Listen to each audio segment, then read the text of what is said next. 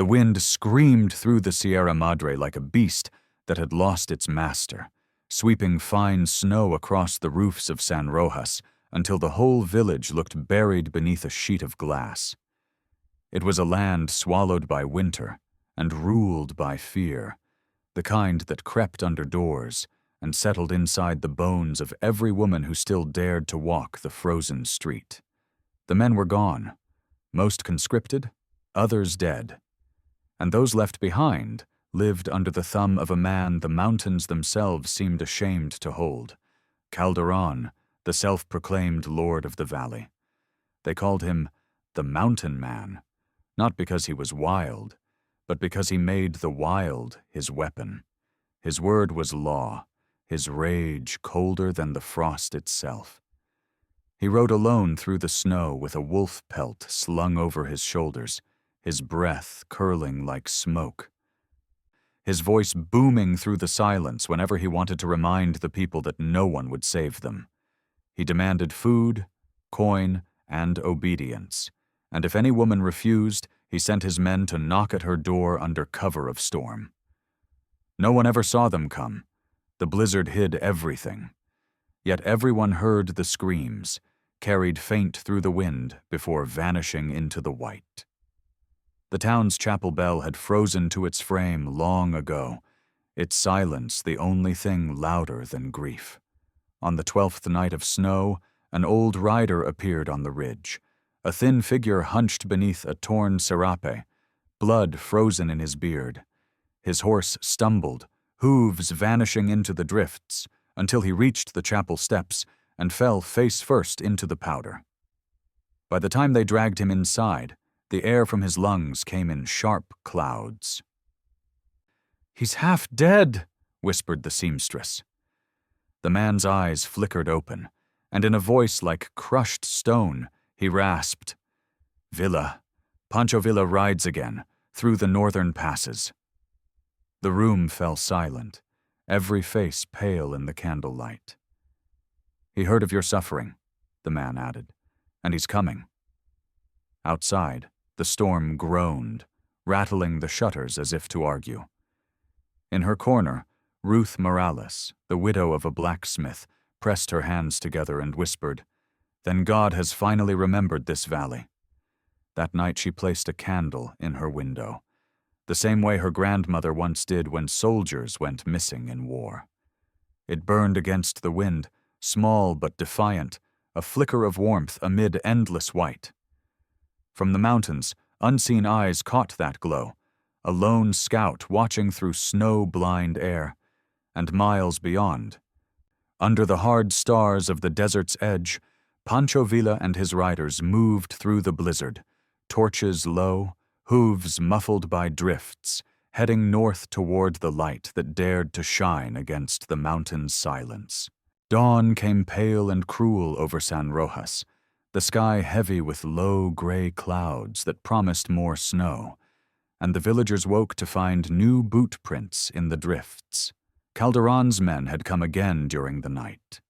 The baker's shutters were torn off, the school roof sagged where someone had stomped across it, and a goat lay frozen in the street, its throat cut as a warning. No one spoke.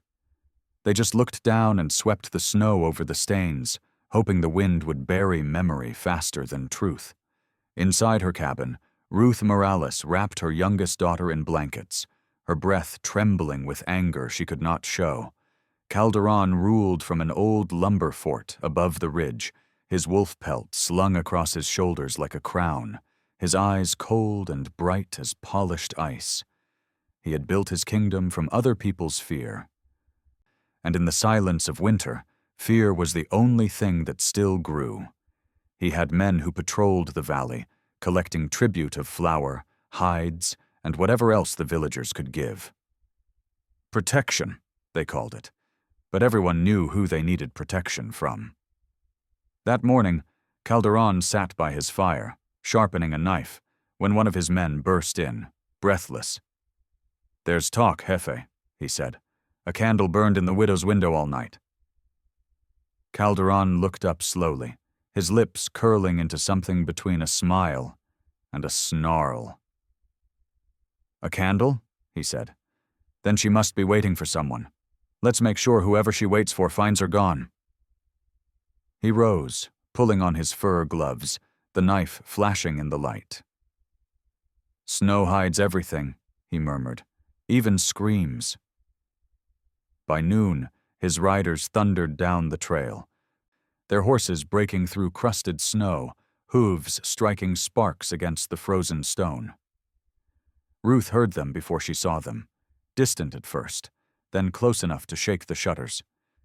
She pushed her children under the bed and grabbed the rusted pistol her late husband had left. Her hands trembled as she aimed at the door. When it swung open, wind and snow burst inside, and Calderon filled the frame, his shoulders brushing both sides. "You think your candle calls salvation?" he said. "It only calls wolves." Ruth steadied the gun, but before she could speak, a sound rose behind him, a distant horn echoing from the ridge. Calderon froze, turning his head slightly. Another horn answered, closer. His men looked at each other, unease flashing in their eyes. "What is that?" one muttered. Calderon hissed, "Trouble." Then from the far ridge came the faint gleam of torches moving through the snow, a line of riders descending fast, and the first name shouted over the wind carried like thunder itself. "Villa!" The mountain man's smirk faded, his knife dropping into the snow, and for the first time in years, the people of San Rojas heard something colder than the storm outside, the sound of a tyrant's heartbeat breaking. Snow fell heavier as night returned, swallowing the ridges and choking the trail in white. But the riders kept coming, torches flickering against the gale, their silhouettes moving like ghosts through the blizzard. Word spread through San Rojas faster than the wind. Pancho Villa was here, the general himself, the man who fought kings and governors alike, riding through the storm to the forgotten corners of the world. Women peered from behind frosted windows. Men who had once been silent crept to doorways with disbelief in their eyes. No one had thought salvation could wear a broad hat and ride a black horse through such a night. At the chapel, Ruth Morales clutched her children close, whispering prayers she half remembered. Calderon's men were already scattering, fear turning their discipline to smoke. "He won't find me," Calderon hissed as he rode uphill toward his fort, the wolf pelt whipping behind him. "He can't fight the mountain." But Villa's scouts had already found the tracks, black trails of churned snow leading to the ridge. Villa raised his hand, and the riders halted. "He hides above," said his lieutenant. Villa nodded, his breath turning to steam. "Then we climb." The men dismounted, tying their horses to the trees, and began to ascend the icy slope on foot.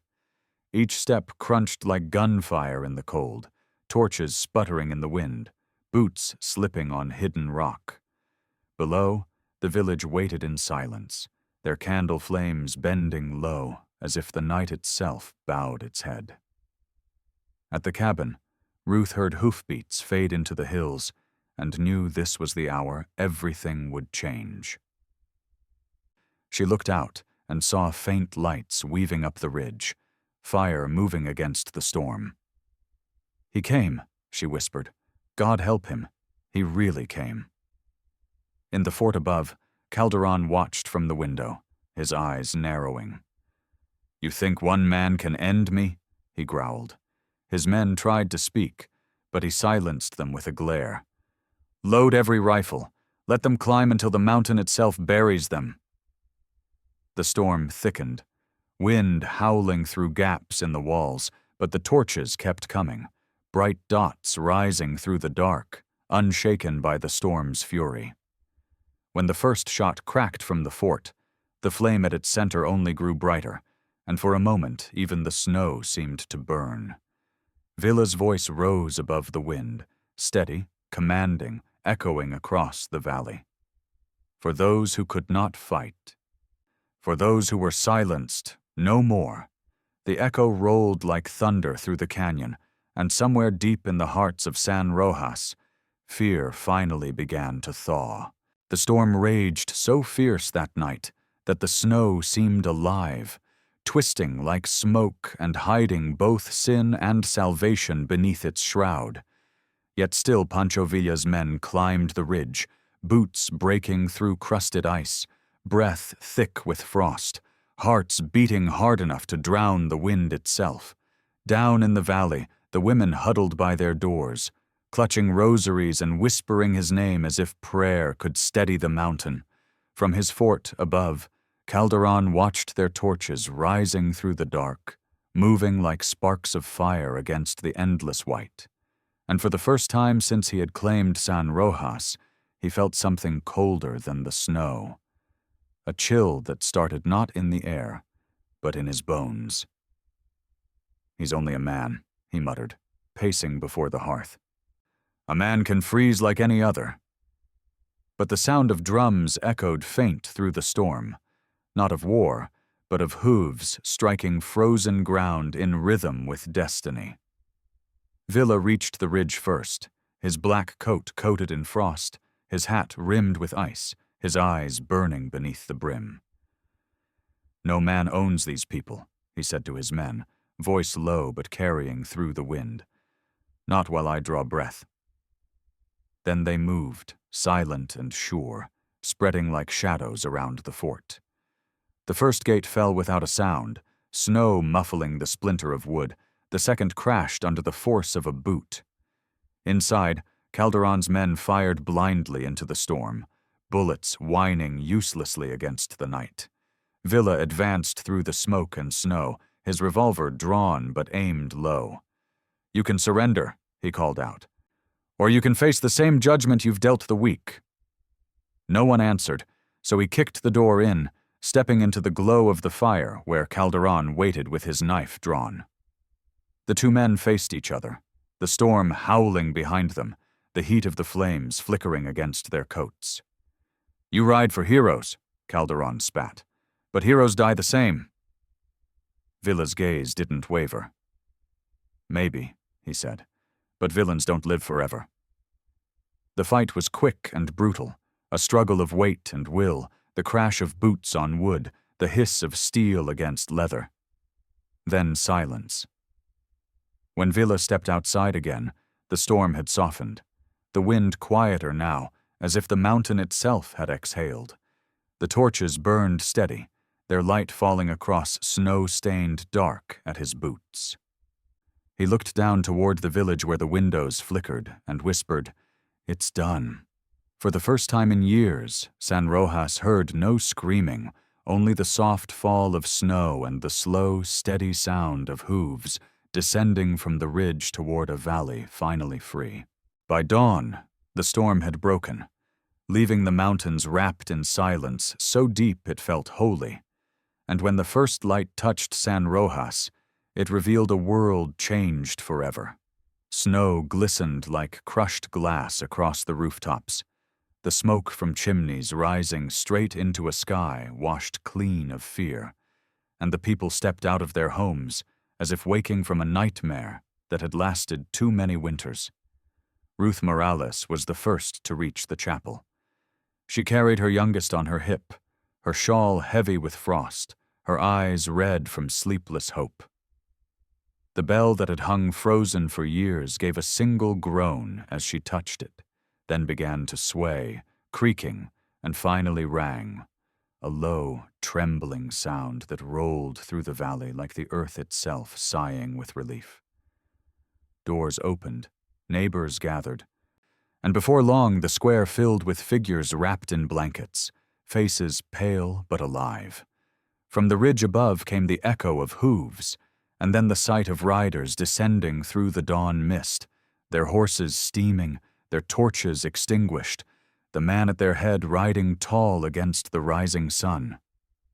When Pancho Villa entered the square, no one cheered. They only watched, the kind of silence that comes from reverence, not fear. His coat was torn, his face streaked with windburn, but his eyes carried the calm of a man who had done what needed to be done. He dismounted without a word, handed his reins to a villager, and said simply, "The mountain belongs to you again." Ruth stepped forward, trembling. "Is it over?" she asked. Villa looked past her toward the fort still smoking on the ridge, and nodded once. "Justice is never over," he said, "but fear's gone for now." He turned to his men. "Leave food, firewood, and the rifles. They'll need them more than we do."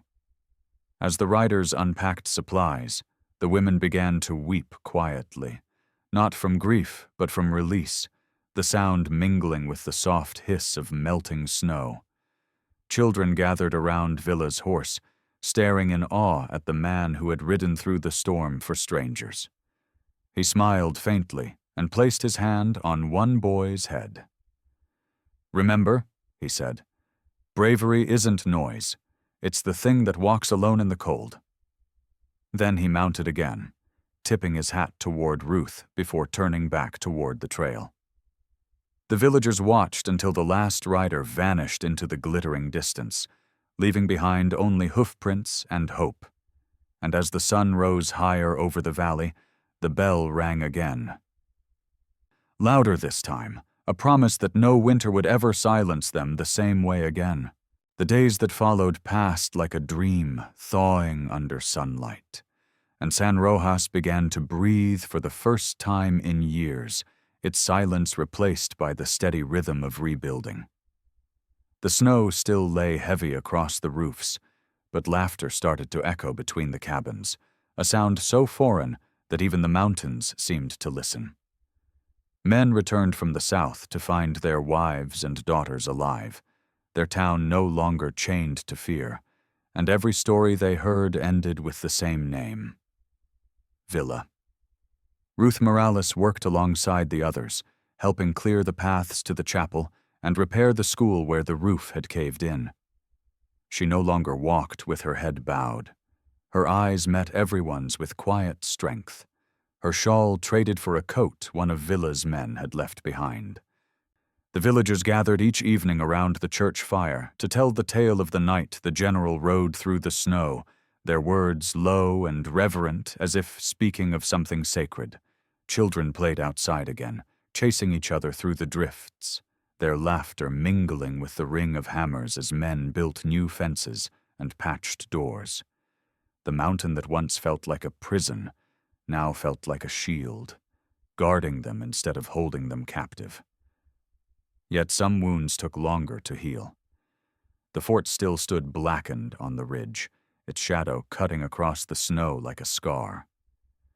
Ruth went there once, alone, climbing the same trail Villa's men had taken. Inside, she found the wolf pelt Calderon once wore thrown across the floor, stiff with ice and dust.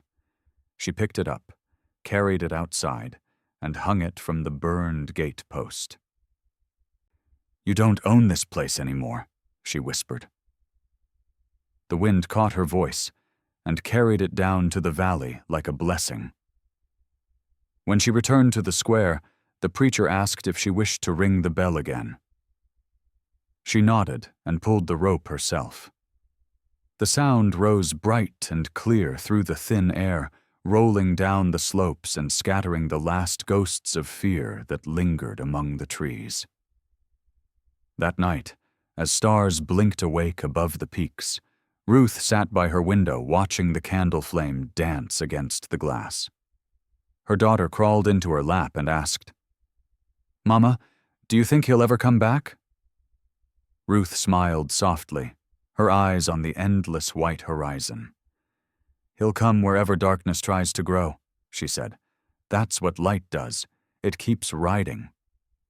And somewhere far to the north, beyond sight but not beyond hope, a single rider crossed another ridge beneath the moon, his silhouette small against the snow, but his purpose burning bright enough to warm the world.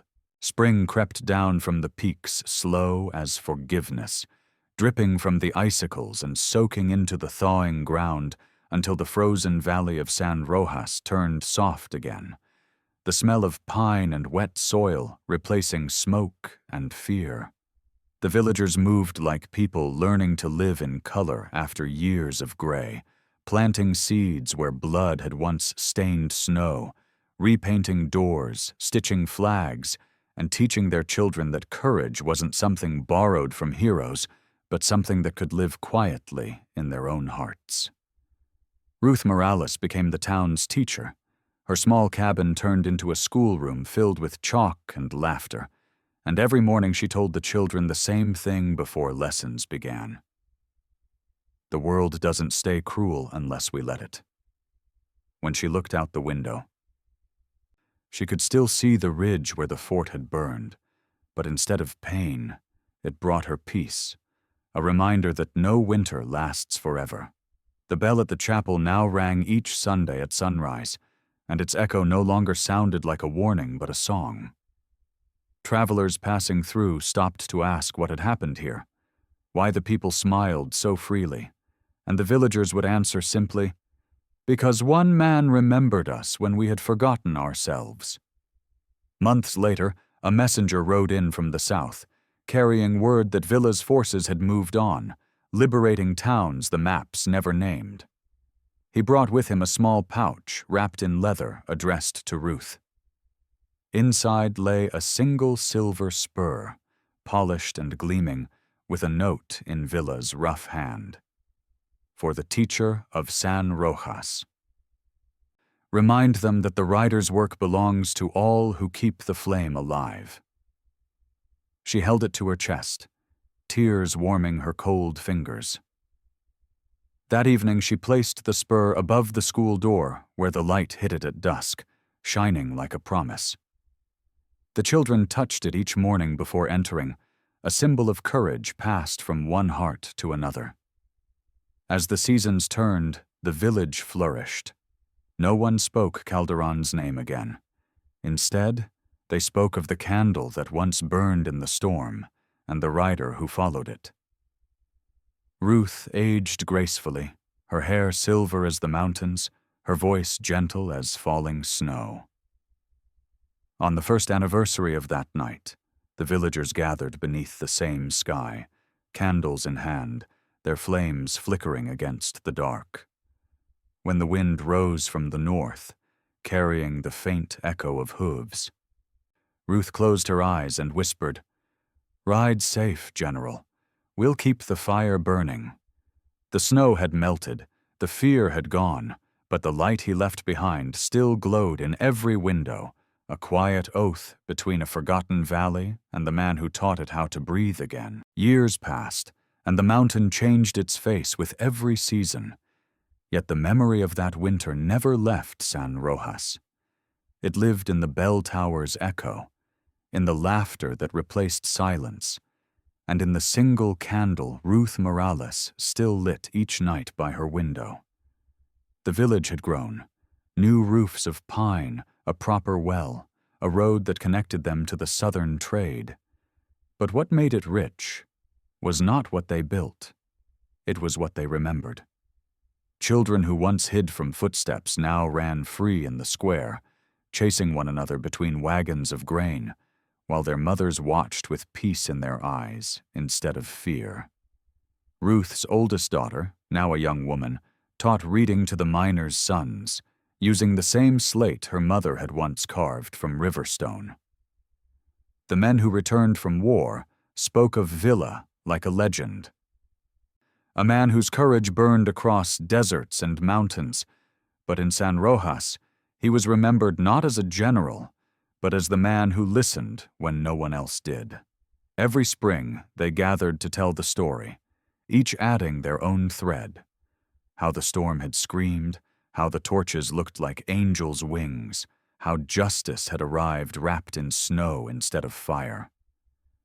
Ruth never corrected them. She simply smiled because truth didn't need precision, only purpose. One autumn, a traveling photographer arrived, hauling his black box of lenses and silver plates. He asked to capture the people of San Rojas, the village that fear forgot. They gathered by the chapel, the children in front, the elders standing proud behind them, and Ruth in the center holding her granddaughter's hand. When the plate was exposed, the candle in her window flickered in the reflection, a streak of light caught forever in the photograph. "You've got your soul in that picture, Senora," the photographer said. She nodded, her eyes soft with memory. "It's not mine," she replied. "It belongs to the man who rode through the cold to give it back to us." That night she placed the photograph beside the silver spur and whispered a prayer not of need, but of thanks. Outside, the wind rolled down from the peaks, carrying with it faint echoes of hooves again. Just the creak of pine, perhaps. Or maybe something more. Ruth smiled at the sound, her candle burning steady against the window pane. It had once been a plea for rescue. Now it was simply a light that said, "We remember. We are free." And as snow began to fall once more across the quiet valley, San Rojas slept without fear. Its peace guarded not by walls or guns, but by the enduring flame of a single woman's faith. It was nearly 10 winters after the storm when the riders came again. Not in thunder or fire, but in silence, their coats thick with dust, their faces hidden beneath wide-brimmed hats. And though time had changed the valley, the sound of hooves on frozen earth stirred something deep within every heart in San Rojas. Ruth Morales, now older but still sharp-eyed, stood in her doorway as the first rider dismounted, his boots sinking into the slush, his movements heavy with age. He said nothing, but when he lifted his head, the morning sun caught the scar beneath his cheek, and Ruth felt her breath stop. "General?" she whispered, her voice barely a sound. The man smiled faintly, the kind of smile that remembered too much. "Not a general anymore," he said softly. "Just a man passing through." Word spread like fire through the village, and soon people gathered around him with baskets of bread and hot broth, children clinging to their mothers' skirts, eyes wide with awe. Villa sat by the chapel steps while Ruth brought a wool blanket and wrapped it around his shoulders. "You shouldn't have come alone," she said, but he shook his head. "A man must see the places where his name still means something," he answered. The bell rang once, slow and deep, echoing through the clear winter air as if the mountain itself bowed to him. They spent the day walking through the village together, Ruth pointing out the schoolhouse, the rebuilt mill, the candle still burning in her window. Villa listened, nodding quietly, his gaze soft as snow falling on still water.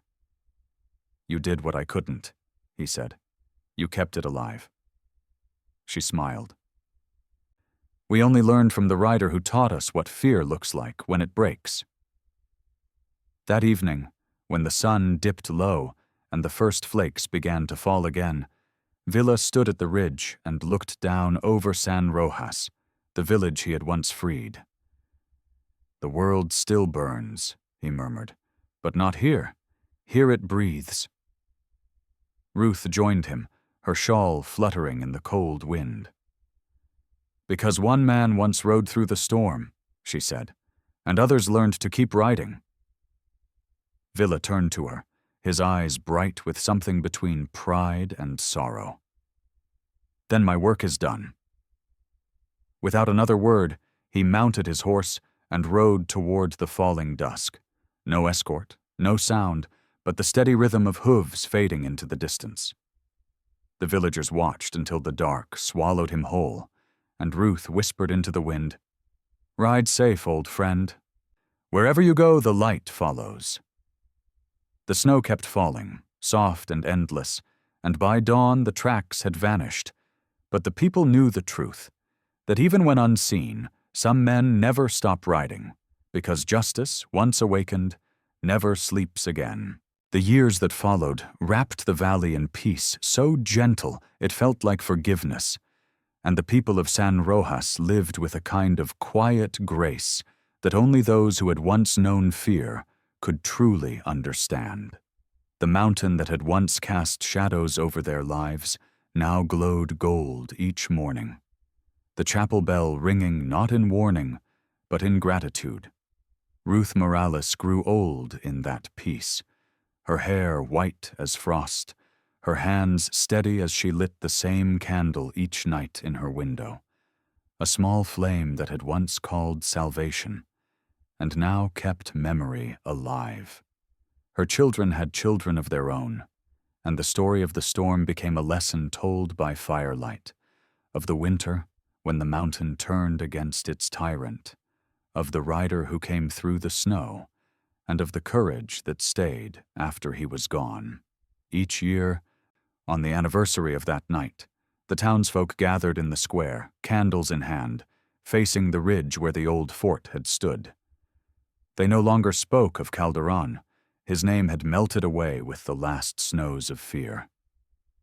Instead, they spoke of the man who rode through the cold, not for glory or reward, but because he could not bear silence where cries had once been. On the 15th winter since his return, Ruth could no longer walk to the square. They brought her chair to the window so she could see the lights flicker across the valley, hundreds of flames trembling in the dark. Her granddaughter sat beside her, clutching the old photograph of Villa seated by the chapel steps. "Do you think he ever found peace?" the girl asked. Ruth smiled faintly, eyes glistening with candlelight. "Men like him don't find peace," she whispered. "They leave it behind for the rest of us to live in." As the bells rang, she closed her eyes, and the flame's reflection danced over her face, soft as breath. Outside, snow began to fall again, gentle, endless, forgiving. The candle in her window burned steady through the night, and though by morning its wax had melted low, the flame never died. Travelers who passed through San Rojas in the years that followed swore they could still see it from the ridge, one light glowing against the white, unchanging through storm or age. They called it La Luz de Villa, the light of Villa, and said it was the mountain's promise that courage, once kindled, could outlast any winter.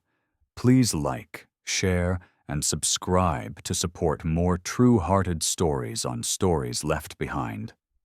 If you had lived in San Rojas that winter, when fear ruled and one rider chose to face the storm, would you have lit a candle too,